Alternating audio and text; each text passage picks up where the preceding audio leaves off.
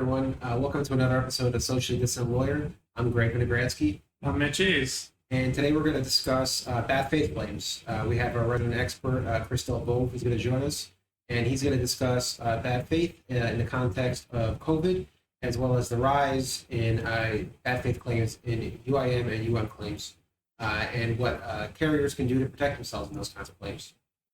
Chris, thanks for joining us today to discuss bad faith. Our viewing public is very interested in learning some more about bad faith. I know you're practicing a lot in the New York and New Jersey area, in addition to some other states.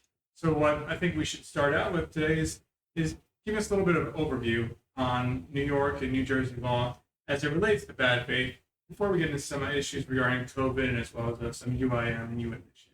Sure. So thanks, Mitch, and thanks, Greg, for having me on. So it's true. We do a lot of work in New York and New Jersey regarding bad faith, particularly right now. We're seeing an increase in claims in the uninsured area and the underinsured area. The standard in New York is more strict, a higher bar. It recalls a gross disregard of insured's interests. The trick in New York typically is that it's not a distinct tort or cause of action that an insured can bring. In New Jersey, there's a much less strict standard. All an insured really has to do is show an absence of reasonable basis. In other states, there also are less stringent standards. So typically, in New York, if we see a claim, insurers want to be doing a quick, thorough investigation. So obviously, the hot topic is COVID and rise in COVID claims, COVID-related claims. I'm sure there's going to be lots of denials for coverage. What have you seen as far as the interplay between COVID and possible bad faith claims? Sure. So the main areas that we're seeing it right now, and probably the biggest, is business interruption. So, of course, as we know, and unfortunately, a lot of bars, a lot of restaurants, a lot of businesses were closed during COVID. So one of the biggest areas we're seeing this play out is in the area of business interruption. Similar, on a somewhat related note, there's also a series of cases going on right now in Chicago, Illinois, and down in Texas, where groups of businesses have banded together to bring these types of claims. We haven't quite seen this on the same scale in New York and New Jersey, but it is certainly something that we're expecting and prepared for. The other part that we're seeing right now is essentially a retroactive interpretation of COVID. So obviously a lot of insurance policies were created and written before COVID without knowing what it was or any way to have anticipated it.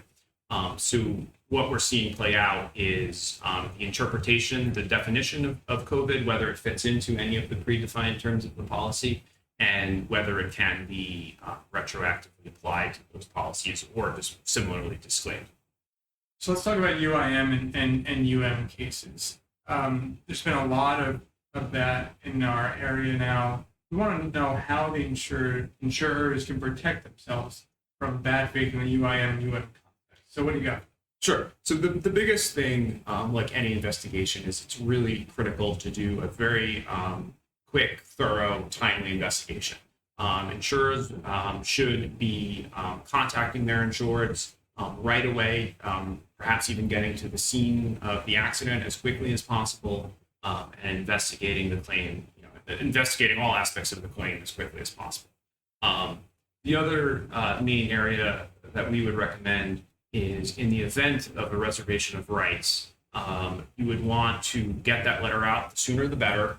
And of course, you'd want the letter to be fairly thorough and written in something of written for a layperson. Overloading the letter with legalese and policy language is, of course, important and something that needs to be done. But you also want to make the letter straightforward enough that the insured can clearly understand what's going on, what the letter is trying to convey.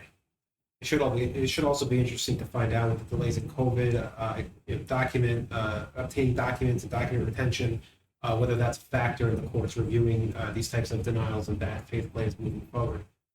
Sure. Yeah. So another thing we're seeing is the insureds, whether it be ability to provide documents to the insurer, given everything that's going on with COVID, and similarly, with a lot of people find themselves working from home. So of course there have unfortunately been some delays in being able to process, review this paperwork, and then turn around and process these letters.